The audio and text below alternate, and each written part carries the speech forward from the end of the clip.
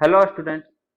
आज का टॉपिक है स्पेक्ट्रम, जो कि एटॉमिक स्ट्रक्चर का पार्ट 14 है। यदि आपने अभी तक पार्ट 1 to 13 नहीं देखे हैं तो हमारे चैनल पे जाके पार्ट 1 to 13 देख लें। तो स्पेक्ट्रोग्राफ और स्पेक्ट्रोमीटर दोनों एक ही चीज होता है, मतलब स्पेक्ट्रोमीटर को ही स्पेक्ट्रोग्राफ भी बोलते हैं।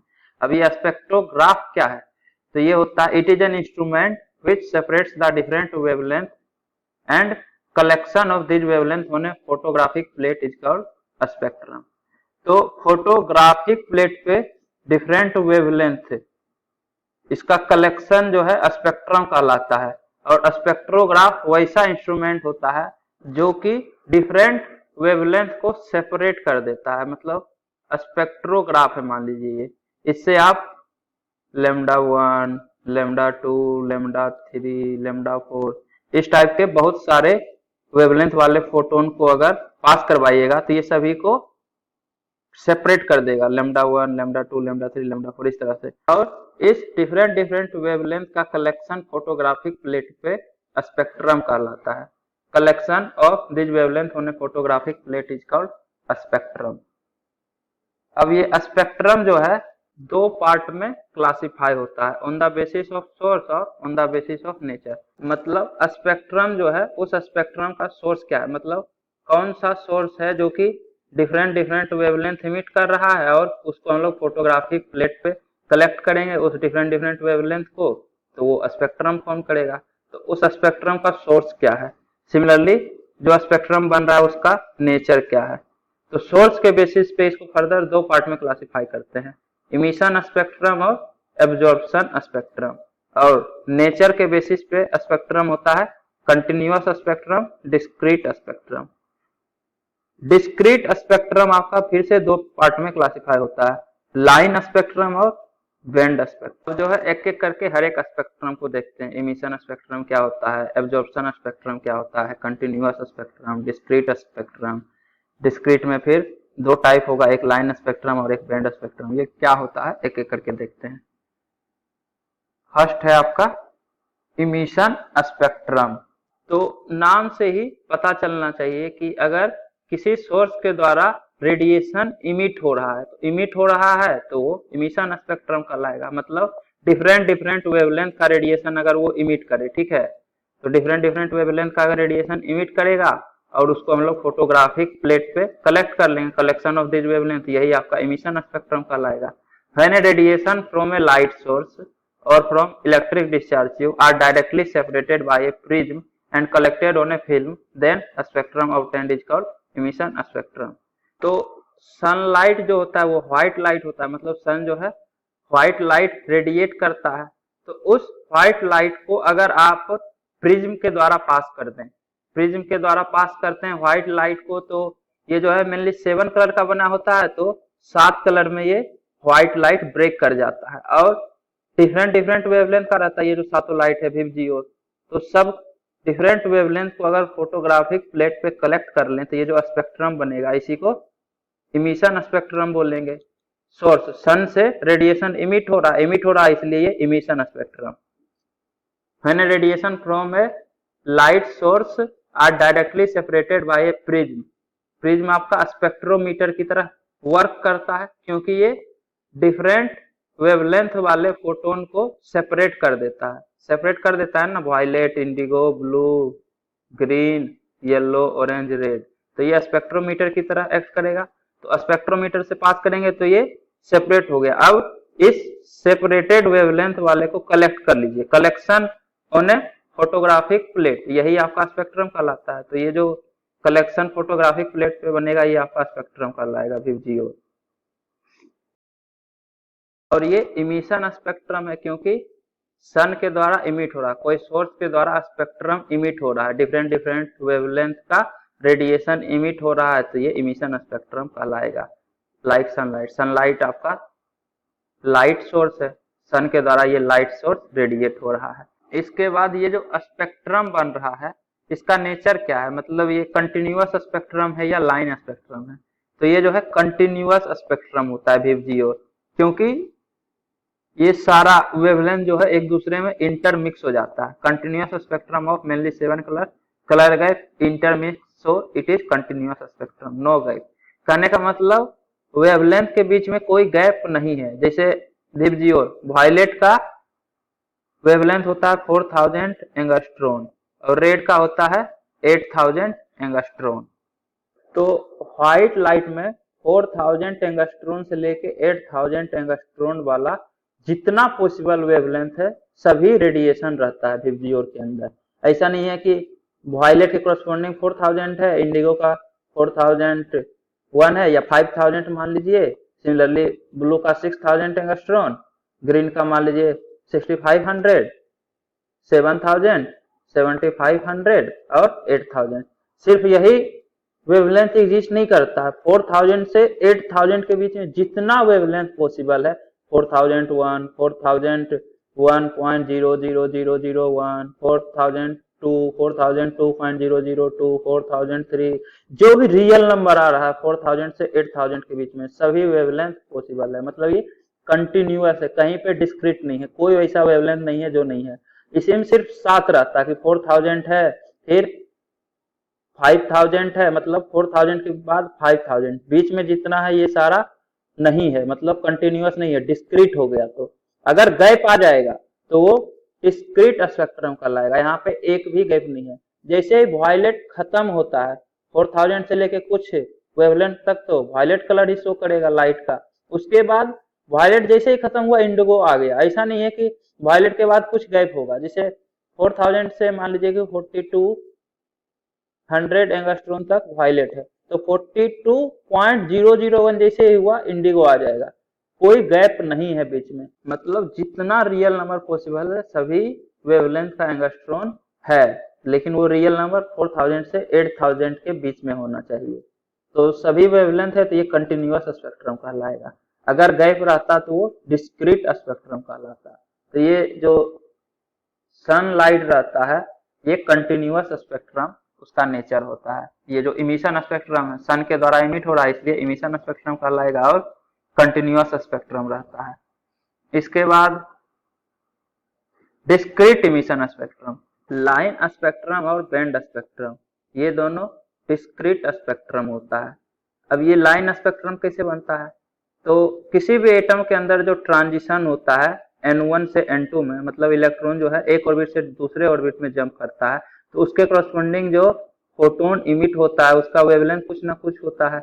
तो उस transition of electron in atom के करस्पॉन्डिंग जो डिफरेंट डिफरेंट वेवलेंथ इमिट होगा उसका कलेक्शन लाइन स्पेक्ट्रम कहलाएगा। क्यों? इसको आप हाइड्रोजन एटम से समझते हैं, ठीक है। तो हाइड्रोजन का फर्स्ट ऑर्बिट का एनर्जी होता है -13.6 इलेक्ट्रॉन वोल्ट, सेकेंड ऑर्बिट का एनर्जी होता है -3.4 इलेक्ट्रॉन वोल्ट। इसके बाद थर्ड ऑर्बिट का होता है -1.51 इलेक्ट्रॉन वोल्ट, फोर्थ का होता है -0.85 इलेक्ट्रॉन वोल्ट। तो एनर्जी डिफरेंस फर्स्ट और सेकेंड के बीच में होगा 10.2 इलेक्ट्रॉन वोल्ट, फर्स्ट और थर्ड के बीच में होगा 12.09 इलेक्ट्रॉन वोल्ट। सिमिलरली फर्स्ट और फोर्थ के बीच में होगा 12.75 इलेक्ट्रॉन वोल्ट, सेकेंड और थर्ड के बीच में होगा 1.89 इलेक्ट्रॉन वोल्ट। उसके बाद फिर सेकेंड और फोर्थ के बीच में होगा 2.55 इलेक्ट्रॉन वोल्ट। एनर्जी आपको पता है हर एक ऑर्बिट का, तो डिफरेंस तो निकाल ही सकते हैं, 2.55 हो गया। उसके बाद थर्ड और फोर्थ का होगा 0.66 इलेक्ट्रॉन वोल्ट। तो अब जो है जितना एनर्जी डिफरेंस है, तो जब इलेक्ट्रॉन जंप करेगा तो जो फोटोन इमिट करेगा वो एनर्जी डिफरेंस के इक्वल एनर्जी वाला ही फोटोन इमिट करेगा। तो अगर 4 से थर्ड में जा रहा है तो 0.66 इलेक्ट्रॉन वोल्ट एनर्जी वाला फोटोन इमिट करेगा। तो इसके करस्पॉन्डिंग लैम्डा हो जाएगा 1240 divided by energy of photon in electron volt, क्योंकि एनर्जी ऑफ फोटोन होता है 1240 divided by wavelength in nanometre. तो energy of photon in electron volt रखिएगा तो वेवलेंथ जो है वो नैनोमीटर में आएगा। तो फोर्थ से थर्ड के लिए 0.66 electron volt energy of photon चाहिए। तो ये इमिट जो करेगा फोटोन 0.66 इलेक्ट्रॉन वोल्ट का फोटोन इमिट करेगा। 1240 डिवाइडेड बाय इतना कीजिएगा तो 1878 नैनोमीटर का फोटोन आएगा। सिमिलरली 4 से सेकंड में जब इलेक्ट्रॉन जंप करेगा तो एनर्जी डिफरेंस है इसका 2.55 इलेक्ट्रॉन वोल्ट। तो जब जंप करेगा तो 2.55 इलेक्ट्रॉन वोल्ट एनर्जी वाला फोटोन इमिट करेगा। तो उस फोटोन का वेवलेंथ हो जाएगा 1240 डिवाइडेड बाय 2.55। तो इसका वैल्यू आएगा 486 नैनोमीटर, 486 नैनोमीटर। सिमिलरली 4 से 3, 4 से 3 तो हो गया। अब जो है 3 से 2, तो 3 से 2 के बीच में एनर्जी डिफरेंस है 1.89 इलेक्ट्रॉन वोल्ट। तो यहाँ पे 1.89 रखिए, तो इसका वैल्यू आएगा 656 नैनोमीटर। सिमिलरली जब 2 से 1 निकालिएगा तो 2 से 1 में होता है 10.2 इलेक्ट्रॉन वोल्ट। तो 10.2 से जब डिवाइड कीजिएगा तो इसका वैल्यू आएगा 121 नैनोमीटर।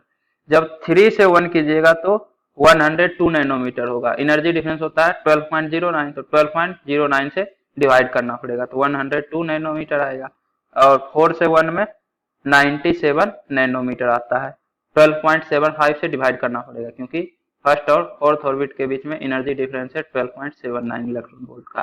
तो ये सभी वेवलेंथ को आपको सेपरेट कर देगा स्पेक्ट्रोमीटर जो है, और फोटोग्राफिक प्लेट पे इसको आप कलेक्ट कर लीजिएगा। तो सबसे कम 97 नैनोमीटर, उसके बाद 102 नैनोमीटर, फिर 121 नैनोमीटर, उसके बाद 486, 656, 1878। इसी तरह से बहुत सारा ट्रांजिशन होगा। 1 से 5 में 5 से 4 में, 5 से 3 में, 5 से 2 में, 6 से 4 में, 6 से 3 में, 6 से 2 में, इन्फिनिट ऑर्बिट होता है ना, तो सब का कॉरस्पॉन्डिंग वेवलेंथ आ जाएगा। लेकिन जो वेवलेंथ आएगा वो डिस्क्रीट होगा, कंटिन्यूअस नहीं है। 97 है, उसके बाद 102 नैनोमीटर है। 97 से 102 के बीच में इन्फिनिटी रियल नंबर एग्जिस्ट करता है, तो सब वेवलेंथ गायब है दोनों के बीच में, इसलिए ये डिस्क्रीट स्पेक्ट्रम फॉर्म करता है। विबजियोर की तरह कंटिन्यूअस नहीं है कि 4000 से 8000 एंगस्ट्रॉन तक जितना वेवलेंथ पॉसिबल है सब है। 97 से 98 के बीच में इन्फिनिटी वेवलेंथ पॉसिबल होगा। 97.1, 97.001, 002, 003, इस तरह से बहुत सारा फोटोन पॉसिबल होगा जिसका कि वेवलेंथ 97 से 98 के बीच में वेरी कर रहा होगा। लेकिन ट्रांजिशन के करस्पॉन्डिंग तो फिक्स ही आएगा, कुछ फिक्स वैल्यू आएगा, तो दो के बीच में गैप होगा ही होगा। तो गैप है तो ये डिस्क्रीट है, कंटिन्यूअस नहीं है। इसके बाद बैंड स्पेक्ट्रम। तो अगर मॉलिक्यूल्स में इलेक्ट्रॉन का ट्रांजिशन होता है तो उस केस में बैंड स्पेक्ट्रम फॉर्म होता है, मतलब बैंड फॉर्म करता है ये इस तरह से, कलर बैंड बनाता है और बीच में डार्क स्पेस है। अब ये कलर बैंड क्या होता है? ये होता है group of spectral lines so closely spaced that each group appear to be band. तो बहुत सारा स्पेक्ट्रल लाइन का वेवलेंथ इस तरह से क्लोज रहता है कि ये एक बैंड बना लेता है। क्लोज मतलब जैसे यहाँ देखिए वायलेट का 4000 एंगस्ट्रॉन है, मतलब वायलेट अगर 4000 एंगस्ट्रॉन से 6000 एंगस्ट्रॉन तक रहता, उसके बाद इंडिगो जो है वो 7000 एंगस्ट्रॉन से स्टार्ट होता। तो 4000 एंगस्ट्रॉन से 6000 एंगस्ट्रॉन तक जितना पॉसिबल वेवलेंथ है ये सारा है, और उसके बाद फिर 7000 से स्टार्ट है। तो 6000 और 7000 के बीच में जो वेवलेंथ है वो गायब है, तो ये गैप है बीच में। लेकिन ये जो बैंड है मतलब इतना दूर का कंटिन्यूअस वेवलेंथ जितना पॉसिबल होगा सारा होगा, इतना क्लोजली अपीयर रहता है कि ये बैंड बना लेता है, उस कलर का बैंड बना लेता है, उसी को कलर बैंड बोलेंगे। और बीच में डार्क स्पेस होता है, जैसे ये एक कलर का बैंड है, मतलब कुछ सर्टेन लैम्डा 1 से लैम्डा 2 के बीच में जितना पॉसिबल वैल्यू है वेवलेंथ का सभी एग्जिस्ट करता है, फिर गायब है डार्क स्पेस। फिर लैम्डा 3 से लैम्डा 4 के बीच में जितना पॉसिबल वैल्यू है सब है, लेकिन बीच में गैप तो आ ही रहा है, तो ये कंटिन्यूअस स्पेक्ट्रम नहीं होगा, ये डिस्क्रीट स्पेक्ट्रम का ही एग्जांपल है बैंड स्पेक्ट्रम जो है।